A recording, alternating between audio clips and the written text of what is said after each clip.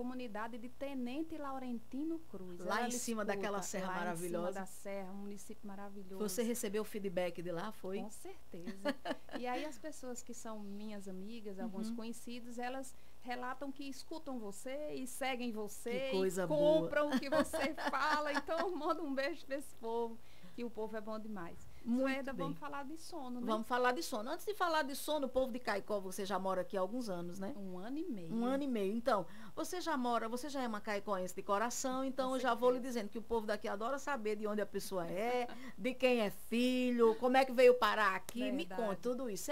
Você não é de Caicó. Eu sou de Mossoró, mas já tô em Caicó há 1 ano e meio. Aqui aumentei 5 quilos com essa comida, o povo barriga cheia, menina. E em Mossoró, eu sou filha de um senhor mecânico e de uma mãe dona de casa. Meu avô foi carroceiro e tenho um orgulho de dizer isso, porque a minha história, ela carrega muitos desafios. A nossa, né? A nossa. E aí eu fico muito feliz em compartilhar essas informações de minha vida, de desafios e de desafios vencidos, porque, quem sabe, assim como eu me inspirei em outras pessoas, alguém também se baseie numa informaçãozinha ou outra, né? Eu fiquei muito feliz, porque a doutora Líria falou no início, a gente estava conversando aqui nos bastidores, e ela me dizendo, Suerda, eu me candidatei para ser radialista, mas meu pai não queria, porque não era uma profissão, entre aspas, bem vista, como uma profissão de cantora, atriz. Né? A comunicação foi mais uma conquista de nós mulheres, mas teria sido uma ótima comunicadora. Aliás, você é comunicadora na sua área de enfermagem, né? Sim, com prazer. Eu comunico aos alunos. Sim. Estou comunicando agora à comunidade que lhe escuta, a quem eu peço licença para entrar nas casas das pessoas agora, pela sua mão, e para falar um pouco sobre esse assunto que as pessoas ainda não estão dando muito cabimento, não. Que é o sono, o ato de dormir. E quantas pessoas não dizem, eu não dormi direito, meu sono é perturbador, eu acordo, parece que eu não dormi. Então, são coisas recorrentes que as pessoas que conversam aqui com a gente, quando os neurologistas, os psiquiatras sentam nessa nossa bancada aqui, eles falam muito sobre essa questão. Quando a gente vai ao médico, quando a gente vai ao psicólogo, quando a gente vai ao enfermeiro, à enfermeira, quando a gente vai ao dentista, pergunta, você dorme bem e bebe água? Acho que são as duas coisas que as pessoas perguntam. É fundamental. Né? Nós estamos agora, Suerda, vivendo numa linha que eu costumo chamar de PAN. Esse PAN, ele foi proposto por um médico neurologista. Ele é do Rio Grande do Sul. E ele propõe o seguinte, que para que a gente viva uma vida mais ou menos equilibrada, nós temos que prestar atenção aos pensamentos, daí o P, aos alimentos, o que se come, e ao movimento, a atividade. Sim. Então, a qualidade do sono, eu digo isso sempre para as pessoas, ela começa quando a gente acorda. Então, não é que seu sono foi ruim, o seu dia também não está sendo muito bom, porque à medida que o dia ele é ativamente preenchido, não tem outra alternativa a não ser ter uma boa noite de sono. Doutora Líria, deixa eu perguntar bem do começo, de uma pergunta bem pequenininha, mas uma pergunta que eu acho que ela diz tudo. O que é o sono? Perfeito, perfeito. O sono é uma atividade elétrica cerebral. Ela se dá no cérebro e para o cérebro. Para você ter uma ideia, Suerda, é tão interessante falar disso. As pessoas que estão em casa agora, as que estão enxergando, porque nem todos os seus ouvintes enxergam, que eu mesma já conheci um que é deficiente visual. Então, para as pessoas que enxergam, elas enxergam a claridade. Para as que não enxergam, percebem que é dia por conta da temperatura. A temperatura durante o dia, ela muda. Mas o nosso corpo, Suerda, ele percebe que é dia e percebe que é noite. Quando é noite, o cérebro, ele libera uma substância chamada melatonina, que comumente as pessoas falam que é o hormônio do sono, mas é um equívoco comum, porque a melatonina, ela é o hormônio do escuro. E isso vai ter uma explicação um pouquinho mais à frente. Então, o cérebro, ele começa a liberar esse hormônio, que é a melatonina, e a melatonina vai induzir o resto do corpo da gente para dormir, comumente pegar no sono. E aí, Sueda, quando eu digo o resto do corpo da gente, eu quero que o ouvinte que está em casa entenda que o cérebro vai liberar essa substância chamada melatonina e ela libera para o cérebro, libera para o pulmão, libera para o intestino, libera para o corpo todo. O que é que eu quero dizer com isso, Sueda? Que à noite a nossa temperatura ela vai naturalmente baixar para proporcionar um sono de qualidade. E também os nossos movimentos intestinais, eles diminuem. Porque a natureza, ela entende que a pessoa, quando está na horizontal, deitada, ela não vai fazer exercício, nem vai precisar correr. Porque ela está no escuro, ela está reclusa, ela tem que repousar. O que é que acontece? O trânsito intestinal, ele diminui. E com isso diminui a possibilidade de metabolização de alimentos. O que é que eu quero dizer com isso? Comer à noite não pode, Não né? pode. Seu intestino dorme também. Seu intestino diminui os movimentos peristálticos. Então, quando as pessoas se alimentam no escuro, eu vou usar o escuro porque é como a gente está utilizando a respeito da produção de melatonina. Quando se faz essa ingestão de alimentos no escuro, o que é que acontece? Esse alimento vai demorar mais tempo nas alças intestinais. Sim. E essa demora, ela impossibilita uma metabolização adequada. O que é que acontece? A pessoa vai ganhar peso.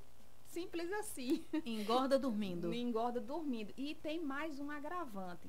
Esse peso nas alças intestinais, ele vai cursar com redução dos movimentos peristálticos e, portanto, muito provavelmente, pode ser que essa pessoa tenha o que a gente chama de prisão de ventre, para aquela coisa que a pessoa não vai ao banheiro todo dia como deveria ser, né? Sim. Então, a melatonina, ela é liberada, o corpo todo entende que é para dormir e ele se prepara para isso, Sueda, ele se prepara para isso. Mas a gente tem esquecido.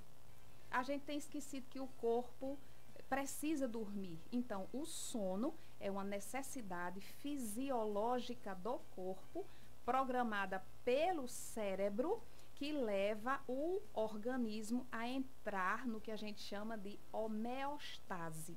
Que danada é isso? Homeostase é a função fisiológica que tende a equilibrar o organismo.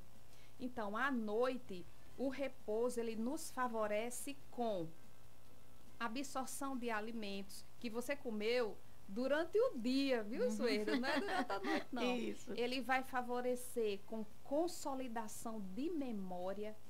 Ele vai favorecer, Sueda, com uma tomada de decisão mais rápida. Deixa eu fazer uma brincadeira bem rapidinho. Faça. As pessoas que estão em casa podem até participar, assim, né? Eu vou dizer uma palavra e você, ou alguém que está em casa, né, não precisa Sueda responder, pensa o contrário. Então, por exemplo, eu vou dizer baixo, alto, né? Eu vou dizer frio. Exato, frio. Quente. A pessoa pode dizer quente, né? Eu vou dizer gordo. Alguém pode dizer magro. E aí, se eu disser verde, qual é o contrário? Pois é, você ficou pensando que está em casa, eu também.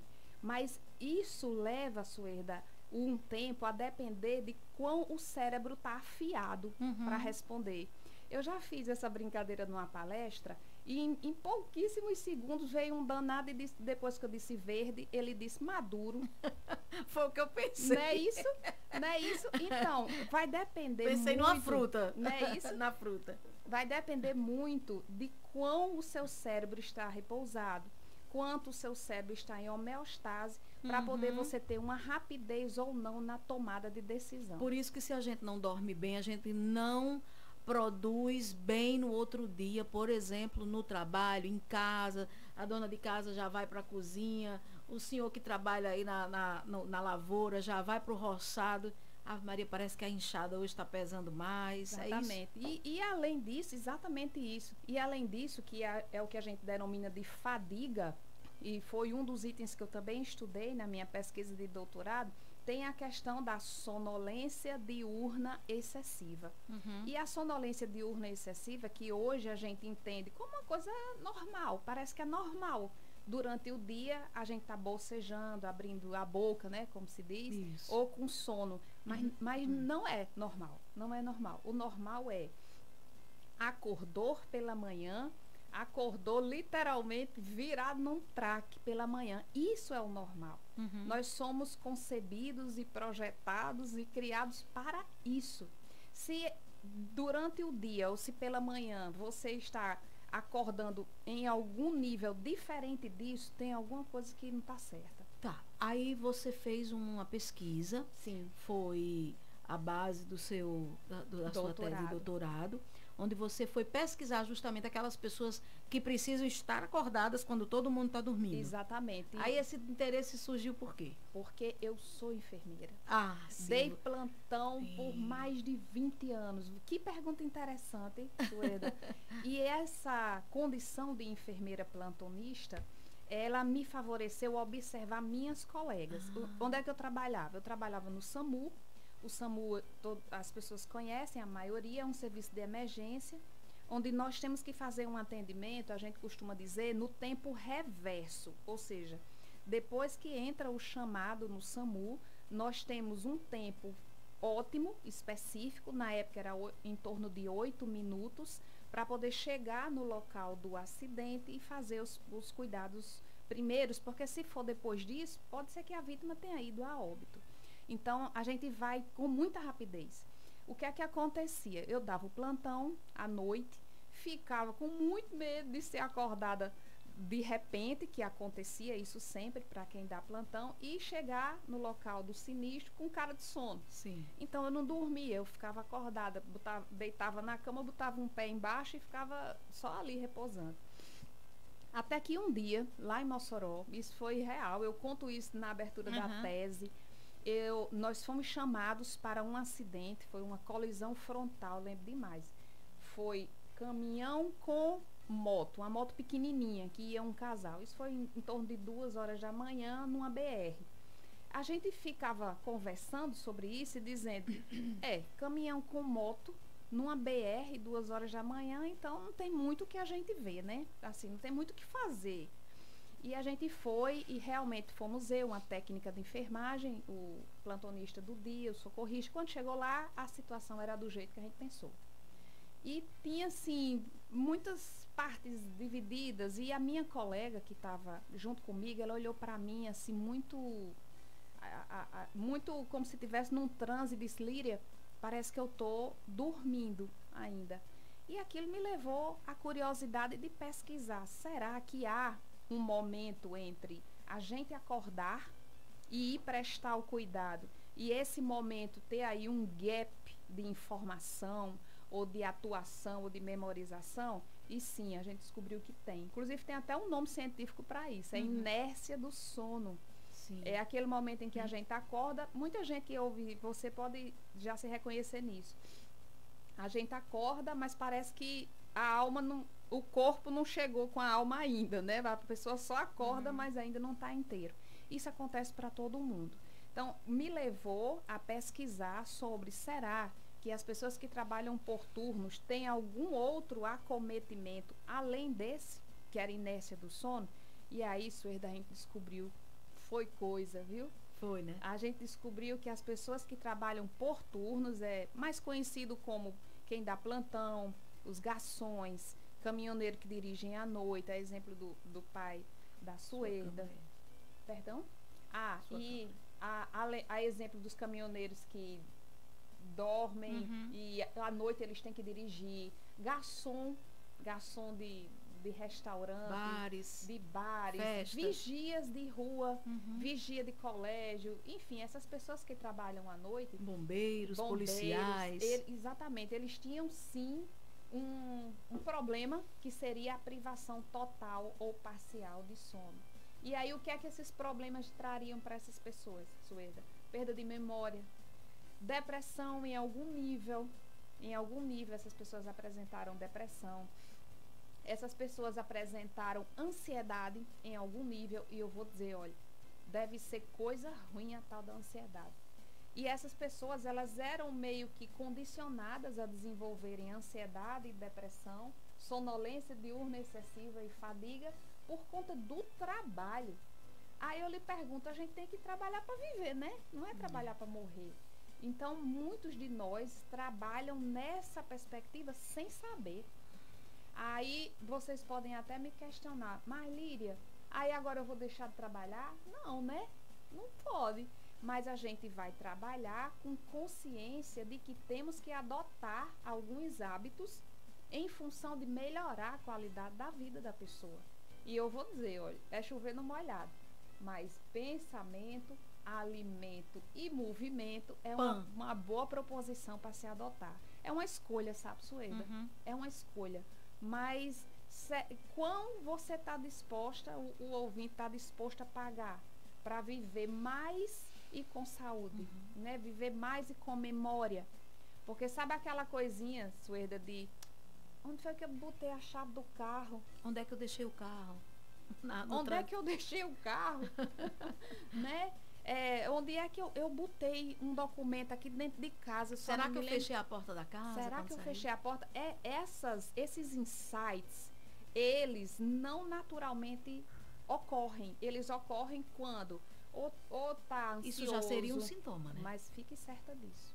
Ou está ansioso, ou está privado de sono, ou está privado parcial ou totalmente desse sono. Então, é um caso realmente a se pensar. E a gente falou do metabolismo, sim, falou da memória, mas tem outras coisas também, viu? Deixar o povo tudo assustado dormindo de 6 horas da tarde hoje. Então, tá, mas vamos, a gente pode trazer o ouvinte para cá? Sim, para essa nossa conversa? Por favor. Vamos trazer nossa primeira ouvinte aqui. Bom dia, Suerda, bom dia, doutora Líria, bom dia, ouvintes. Bom dia. O tema de hoje é muito maravilhoso dessa entrevista. Obrigada. Porque sono é um dos pilares da boa saúde, né? E eu já li em algum lugar que dormir à noite, no escuro, é que faz produzir os hormônios. O hormônio do crescimento, que depois de adulto não funciona mais para a pessoa crescer, mas sim para ficar bem, para absorver o conhecimento que foi feito durante o dia, para atividade física, muscular, o músculo conseguir fazer o seu trabalho, né, de ficar bem. E também que o sono antes de meia-noite, 1h da manhã, cada 1 hora de sono equivale a 2 horas dormidas. Os benefícios seriam mais ou menos nessa relação. Eu queria saber se isso procede. E vou ouvir o resto da entrevista. Um abraço. Um abraço. Suzana está escutando a gente e já coloca, isso é muito, muito interessante, a colocação e a percepção que ela tem do sono e do que você falou já, porque quando ela falou, acho que você já tinha, né, quando ela mandou aqui o áudio, você não tinha falado, mas você falou dessa questão da relação, inclusive do intestino também. Sim, Suzana, muito obrigada. Foi muito boa a sua participação. E sim, o que Suzana falou tem sentido, Suerda. Só uma complementação, Suzana, que eu faria, ela disse, a gente não cresce mais, né, depois de idoso. Veja bem, o hormônio do crescimento, ele não só cresce no tamanho, estatura. O cabelo continua crescendo, a unha continua crescendo, a pele, Suzana, a nossa pele não é a mesma de quando a gente nasceu, Suerda. Na verdade, ela se troca. É uma coisa perfeita da natureza. Então, a nossa pele não é a mesma. Ela também cresce, viu? As células mortas da pele, a gente não vê, mas elas caem e elas nascem novamente, Suzana. Então, sim, nós continuamos no sentido figurado, vamos dizer assim, mas a gente continua se reproduzindo e crescendo. Unha, cabelo, pele, secreções. E aí, são todas as secreções que vocês possam pensar que um ser humano pode expelir. A gente expele suor, a mulher expele secreções, o homem também expele secreções. Então, essas produções, elas continuam crescendo. E elas dependem de um hormônio, não só de um hormônio, mas de vários hormônios, para que mantenham suas produções em dia. E para isso, sim, o sono, ele continua sendo remédio. Então, na fala da Suzana, eu já parabenizo e contemplo aí a questão do crescimento, que para mantermos uma saúde, a gente tem que manter uma boa qualidade de sono. É garantido? Não.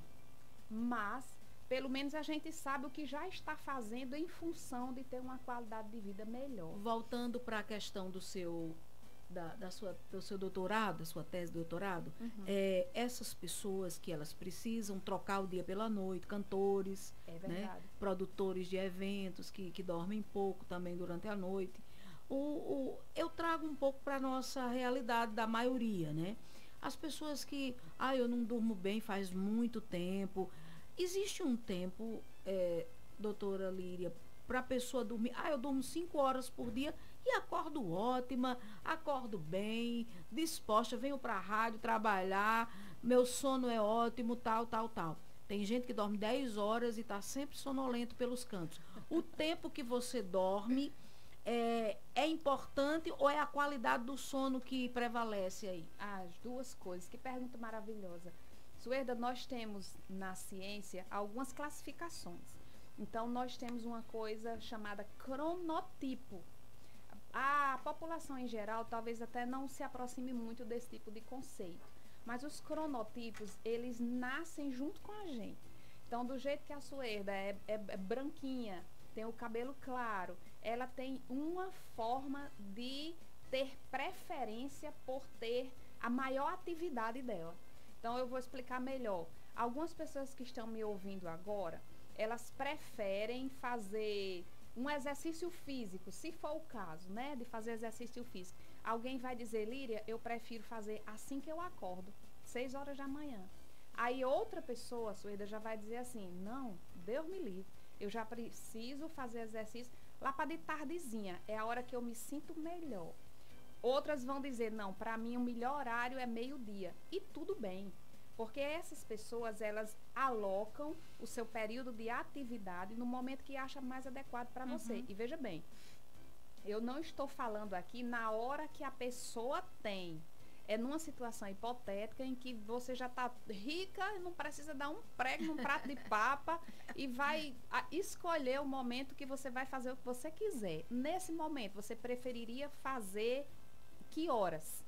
Então, algumas pessoas são mais matutinas extremas, algumas pessoas são mais vespertinas e algumas pessoas são mais vespertinas extremas. Essa última classificação é aquela pessoa que diz o seguinte, eu prefiro trabalhar à noite. E tem gente que está ouvindo você agora que vai pensar assim, eu prefiro trabalhar à noite. Se eu tivesse tempo de escolher, eu escolheria trabalhar à noite. Essa pessoa é uma vespertina extrema. Bom, essa é uma classificação. Uma segunda classificação, Suerda, na literatura científica, é a respeito de quantidade de horas. Porque essa quantidade de horas, ela é uma para você, uma para mim, uma para o ouvinte. Por quê? Porque nós temos o que a gente chama de grande dormidor e nós temos o que se chama de pequeno dormidor.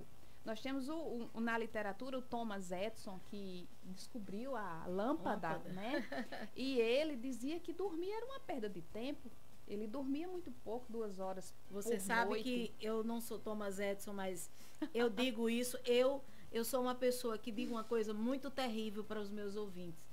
Eu durmo porque é o jeito, mas eu durmo. Eu não gosto de dormir, entendeu? Eu não sou aquela pessoa que diz, meu domingo, sábado eu posso acordar, porque eu sempre acordo cedo, por causa do meu programa da semana. Às 8 eu tenho que estar acordadíssima aqui, com a voz inclusive acordada, né? Verdade. Porque quando eu acordo de manhã, minha voz ainda está dormindo, mas quando eu chego aqui na rádio, minha voz tem que estar acordada. Então, eu não sou aquela pessoa que aos sábados, aos domingos, aos feriados, eu digo, hoje eu vou dormir até 11 horas. Não consigo, meu cérebro bate em mim e diz, ei, acorde, cabrita.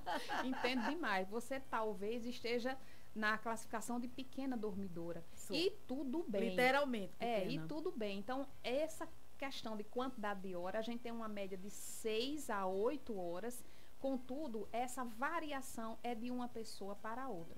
Agora, o que não se abre mão, Suerda, de jeito nenhum, é a pessoa passar por todos os estágios de sono. Porque fique sabendo que o sono da gente, ele não é o mesmo a noite toda. A gente pensa que é, né?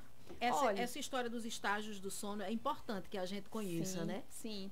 Nós temos 4 estágios de sono. Quando a Suzana disse assim, é verdade que depois de meia-noite, 1 hora da manhã, 1 hora de sono equivale a 2 horas em termos de qualidade, tem um sentido nisso que ela faz sentido nisso que ela diz. Por quê? Porque nós passamos primeiro, Suerda, por um estágio de sono chamado N1. Você vai ver isso em exames. Quem Eu vi fez? na polissonografia. Pronto, já vai ter assim, estágio de sono N1. A gente coloca em marca d'água por trás. Ali é quando a pessoa está, a gente chama um pouquinho obnubilada. É aquele soninho gostoso, sabe? É um precedente de que a pessoa vai entrar mais à frente no sono profundo. Aí depois de N1, Sueda, que é aquele soninho gostoso, a pessoa entra em outro estágio de sono, chamado N2. E aí o cérebro é tão interessante, ele muda a configuração dos disparos neuronais em N2. O que é disparo neuronal? Pronto, é quando os neurônios, eles começam a fazer um disparo com configuração de informação diferente de um neurônio, de um dendrito para outro. O cérebro da gente, Suerda, ele é todo elétrico. Ele é cheio de disparos de eletricidade. Deixa eu dizer uma coisa bem absurda aqui, mas vocês... Compare aí. Ouvintes, por favor, exatamente, deem o desconto. Sabe aquele choquinho devagar que a gente toma assim, sim, na tomada, sim, num cabinho, aquele choquinho devagar, pronto. Vamos fazer de conta que aquele choquinho, ele tá aqui no cérebro. E aquele choquinho, ele leva uma informação pro neurônio seguinte. Certo. Porque o cérebro da gente, ele começa abaixo, assim, quase na nuca, e sobe até o córtex frontal, que é aqui na testa. E o sono, ele começa embaixo e vai subindo. Certo. Quando ele tá embaixo, a pessoa tá sonolentazinha, é N1. E aí, essa configuração neuronal, a forma do disparo, ela me dá uma leitura que diz, a Líria entrou num sono mais profundo, que são as características de onda que o cérebro faz. Cada descarga, ele dá um traçado. Aí, nesse estágio, a gente vai achar um negócio chamado complexo K e fusos do sono, que a gente não vai entender. O ouvinte não tem nada a ver com isso, mas que acontece no cérebro da gente todas as noites e graças a Deus. E depois disso entra no N3, que é uma onda delta, onde tem um sono profundo e há um relaxamento do corpo para poder entrar no que a gente chama de sono REM, que é onde vai fazer sentido o que a Suzana falou. Certo. Porque o sono REM, Sueda, é o momento que a gente sonha. O que quer dizer o REM? Vou dizer. É Rapid Movement Eyes. É quando os olhos ficam nesse estágio de sono fazendo um movimento bem assim. Certo. E o que danada é isso? Todo mundo passa por isso, viu? Todo mundo ontem à noite passou por isso. Ou será que tem alguém dos ouvintes aqui que não sonha? Eu tenho certeza que tem ouvinte seu que sonha. Então, se sonha, passa nesse estágio de sono REM. E o que é isso?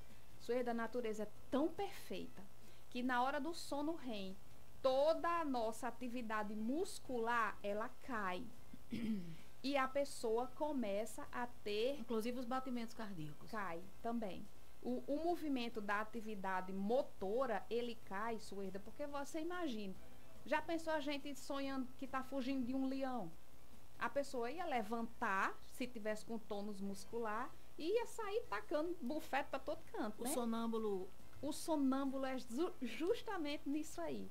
Essa atividade motora dele não diminui como deveria e ele vai atuar, ele está sonhando. Por que é que o movimento do olho fica ativo? Porque a pessoa, Suerda, ela está olhando, ela está enxergando no sonho.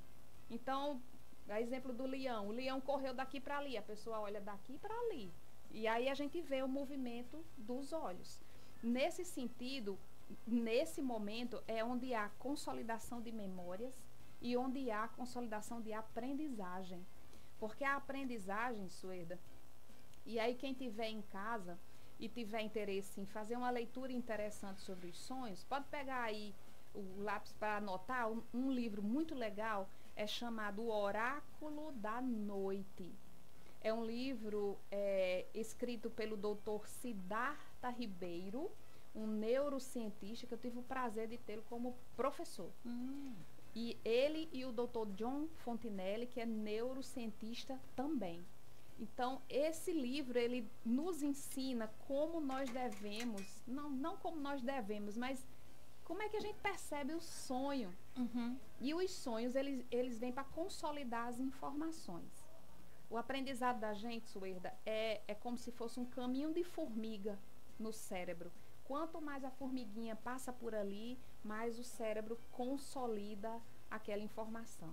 E aí isso vem chamar outra coisa, que é: eu não aprendo isso não, ou eu estou muito velha para aprender isso, ou eu sou burra para aprender isso. Tudo mentira. Porque o cérebro de todo mundo é originalmente igual. Olha, eu não tenho religião nem nada, mas eu sei que tem um negócio muito forte protegendo a gente e construindo a gente. Porque você já pensou, essa justiça de igualdade, o cérebro é igual para todo mundo.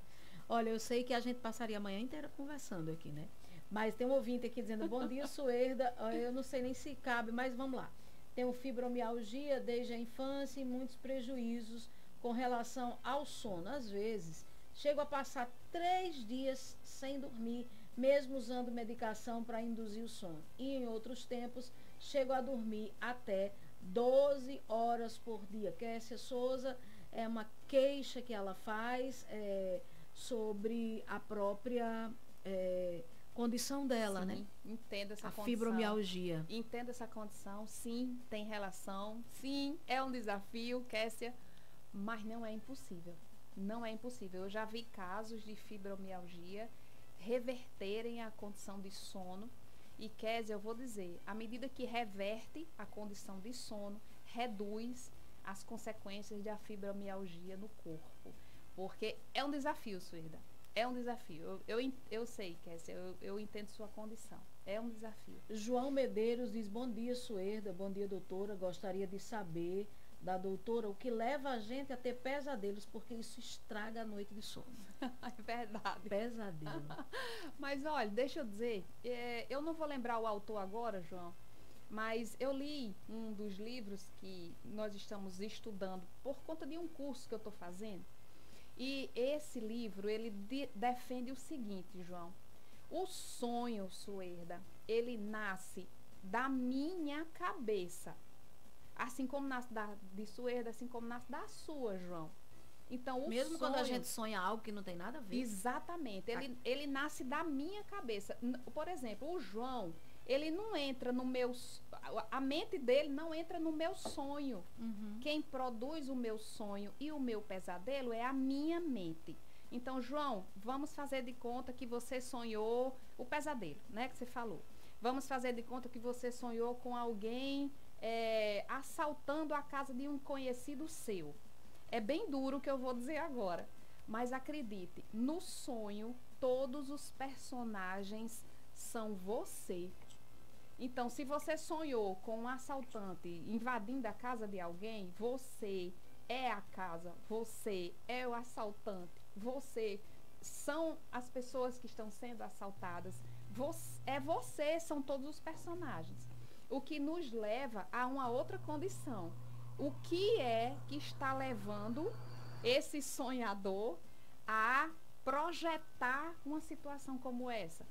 Qual seria a situação de estresse na qual essa pessoa está passando que projeta uma condição dessa, que leva a ser um pesadelo? Mas, de novo, no pesadelo ou no sonho, todos os personagens é o sonhador.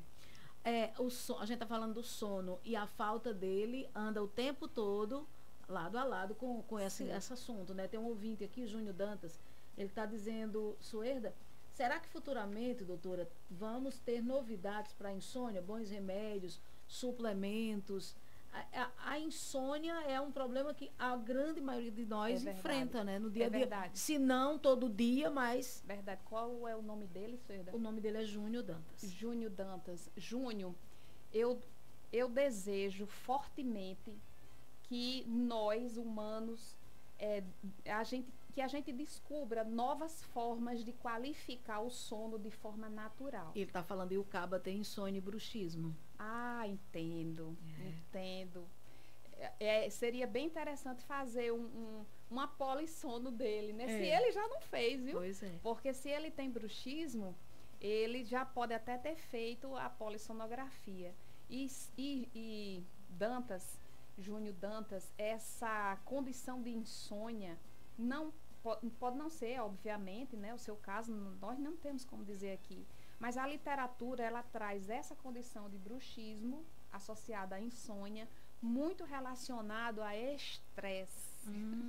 E aí é um carretel de coisa, Ele né? diz que tem os dois. Tá certo. Mas em termos de droga, Júnior Dantas, o mercado já está bem suprido, viu? De droga para isso. O nosso desejo é que nós nos livremos disso. É verdade. De novo, lá que seja vai. um paliativo, né? Exato. Com o pensamento, alimento e movimento. Eu sei que não é fácil, é um desafio. Porque, às vezes, Sueda, nós nos apropriamos e nos colocamos numa situação de pensar aquilo. E o pensamento, ele é uma escolha. O sono não é uma necessidade. Mas o pensamento é uma escolha. Doutora Líria veio para ficar 20 minutos. Eu acho que já vai fazer 40. Né? 1 hora já quase, né? Então, assim, gente, doutora Líria, eu quero agradecer. A senhora você, desculpe, é tão jovem, mais jovem que eu, mas eu quero lhe trazer sempre que você puder vir aqui, porque esse assunto e outros assuntos que a gente pode desenvolver agora, você viu que esse assunto a gente vai ter que transformar numa série. Esse aqui é o primeiro episódio, certo? Por favor. Então, assim, está convidada para vir na próxima semana, na próxima quinzena, para que a gente possa seguir esse assunto e dar outros enfoques também, porque você veio falar sobre a sua tese e, na verdade, a gente deu uma misturada nos assuntos, porque os ouvintes desperta no ouvinte também o desejo de saber coisas que eles sentem em relação àquilo que você está provocando, despertando neles, né? Então todo mundo ficou bem acordadinho para ouvir e assistir a sua entrevista. Vai ficar gravada nas minhas redes, nas redes sociais da rádio, para que as pessoas possam assistir posteriormente. E a gente pretende, se ela topar, fazer. Topa. O convite é feito no ar aqui, é topado logo no ar. Quero agradecer. Eu que agradeço. E se quiser deixar algo que as pessoas possam. Você tem você disse que fez com outras colegas, fundou uma startup aqui, então a gente quer saber de tudo. Perfeito. Vamos trazer novidades aí do mundo da UERN aqui para o nosso programa. Com certeza, exatamente. A UERN se coloca à disposição, Suerda. E nós temos essa obrigação de devolver à comunidade o que ela nos pagou para aprender.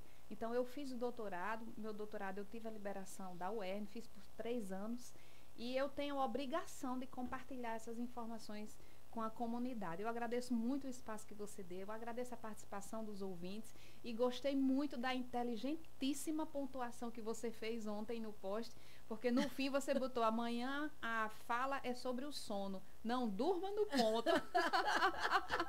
Obrigada. Eu não consigo desvincular meu lado publicitário da comunicação, não, doutora. Achei maravilhoso. Até a próxima, viu? Muito obrigada.